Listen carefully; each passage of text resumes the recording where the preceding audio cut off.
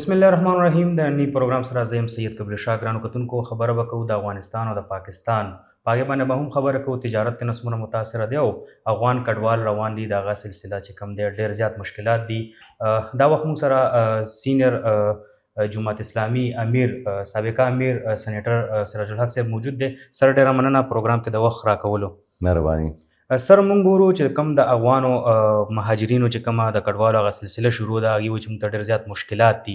بل زموږ کاروبارونه په پاکستان کې دي، زموږ پیسې چې کوم دی د خلکو سره ګیري دي. اوس موږ ته ویلی کېږي دا چې تاسو کډه واخلئ او ځئ وطن ته. صاحب زموږ خو دا مطالبه ده، غوښتنه ده جی چې اوس هم د دې شخړې د هوارولو دپاره د پاکستان او د افغانستان یو مشترکه کمیشن جوړ شي. جی دا په پېښور کې د هغې دفتر قایم شي او د هرې علاقې د مهاجرینو د تللو لپاره خپل خپل پلان تیار شي. جی دا وخت بعضې داسې علاقې دي لکه د کونړ او د اسمار طرفونه جی چې هلته واوره شوې ده، هلته زلزله شوې ده، هلته سخت ژمی دی جی او د زلزلې د وجې نه د هغوی غشته کورونه راپرېوتي دي. جی لهذا دا انسانان او دا مسلمانان او دا پښتانه چې لاړ شي نو هلته به چېرته ځي؟ جی افغانستان امارت هم دا خبره کوي چې د خلکو خدمت تاسو 40 کاله کړی دی، موږ د هغې شکریه ادا کوو، خو په دې اخر وخت کې تاسو د 40 کالو روژه نیولې ده، بې وخته یې مه ماتوئ. نو موږ د پاکستان حکومت چې په کومه طریقې باندې د دوی د لیږلو دا سلسله شروع کړې ده، همیشه هم د دې غندنه کړې ده او اوس هم ته دا مطالبه کوو چې یو تعداد افغان مهاجرین چې دلته اوس هم دي د هغې د لیږلو دپاره د افغانستان د حکومت په ګډه یو پروګرام جوړ شي. مونږ په دې خبره حیران یو چې د افغانستان او د پاکستان په منځ کې شخړه جګړه او نفرتونه دا خو د امریکې په ګټه دي، دا د پاکستان په ګټه نه دي، نه د افغانستان په ګټه دي.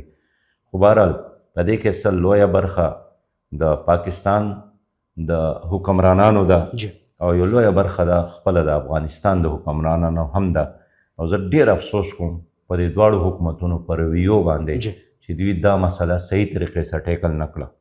سر دا راته وایي د افغانستان دا کومه پالیسي چې پاکستان جوړه کړې دې ته په کوم نظر باندې ګورئ؟ دا ټیک ده که نه؟ د افغانستان په باره کې خو د پاکستان دا پالیسي وه چې دلته افغان مهاجرینو د هغې خدمتو د افغانستان څخه مرسته وه، ملاتړ و، روسیانو په مقابله کې د افغانانو ملګرتیا وه، د نیټو په مقابله کې د افغانانو ملګرتیا وه. اما اوس چې د حکومت د هغوی خپل جوړ شو نو دا ډېره د افسوس خبره ده.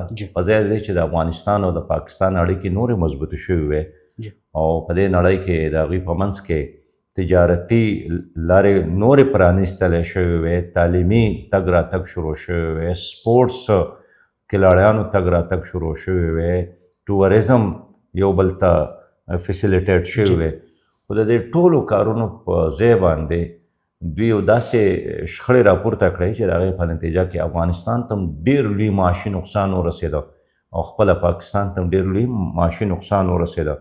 هزارها کنټینرې افغانستان کې مو ولاړې دي وه، هزارها کنټینرې دلته په افغانستان پاکستان کې مو ولاړې دي.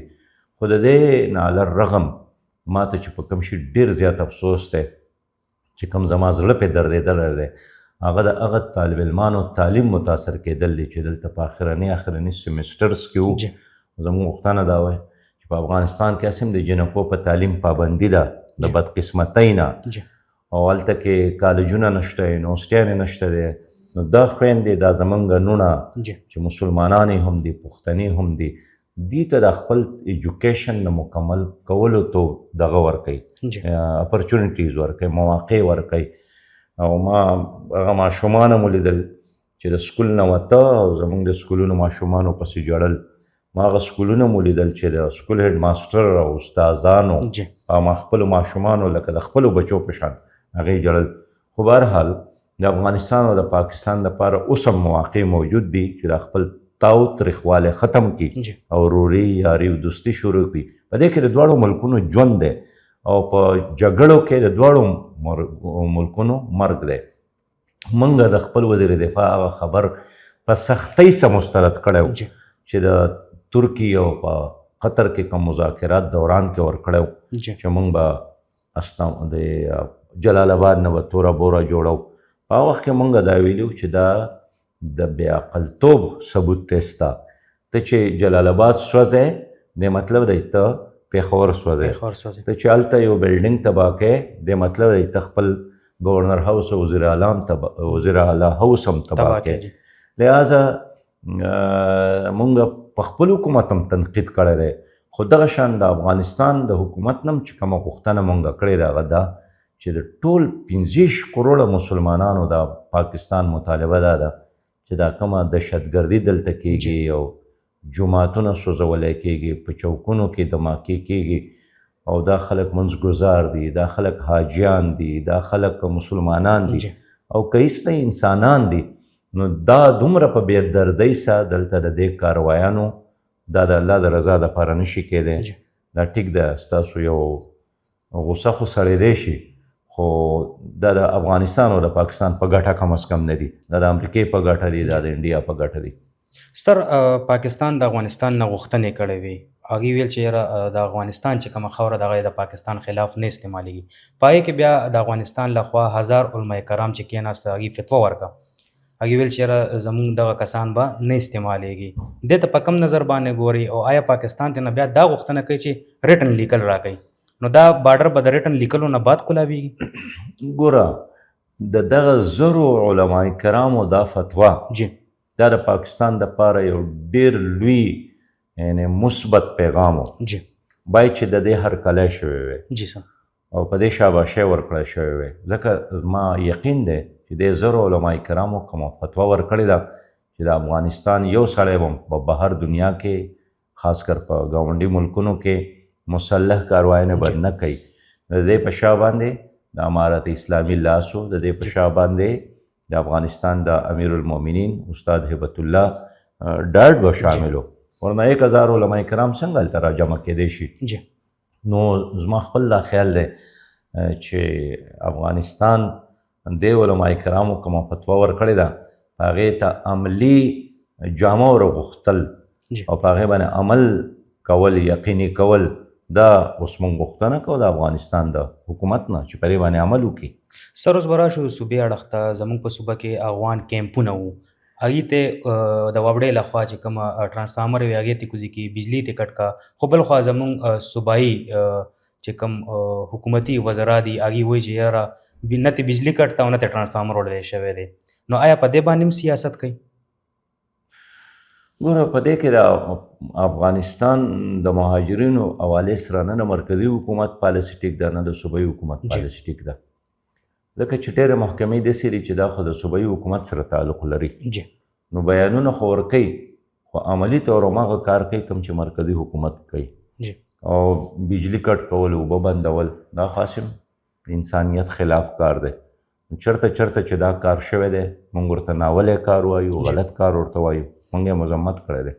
سر صوبې ته په کم نظر باندې ګوري؟ صوبې کې ډېر زیات مشکلات دي، خو بل خوا زموږ د خیبر پښتونخوا وزیر اعلی سهیل افریدي صاحب صرف رخ کوي هغه هم د اډیالې، نو صوبه ته نه شاته پاتې ده. خیبر پښتونخوا لاوارثه ده، دا یو یتیمه صوبه ده، نه مرکز خپله ګڼي نه صوبه خپله ګڼي.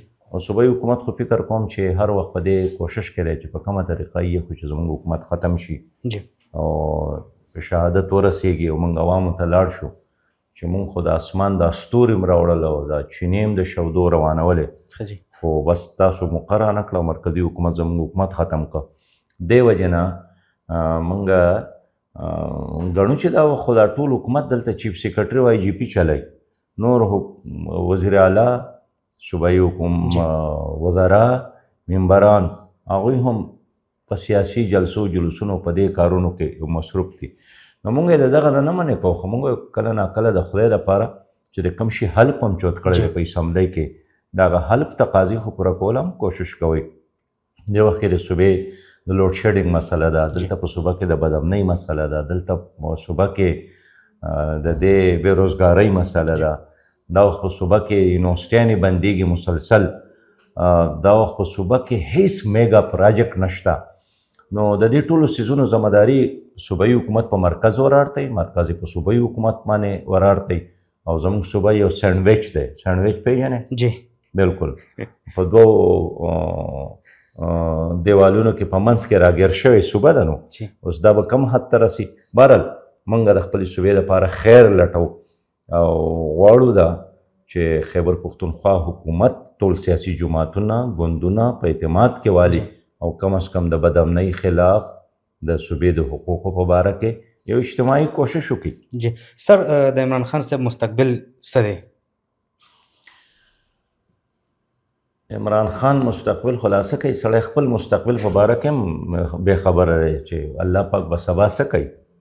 خو د قرآن وینا دا ده چې یو کس ته دا پته نه لګي چې سبا به څه کوي او مرګ به ورته کله راځي. نو د هغه دپاره موږ بهرحال خیر غواړو.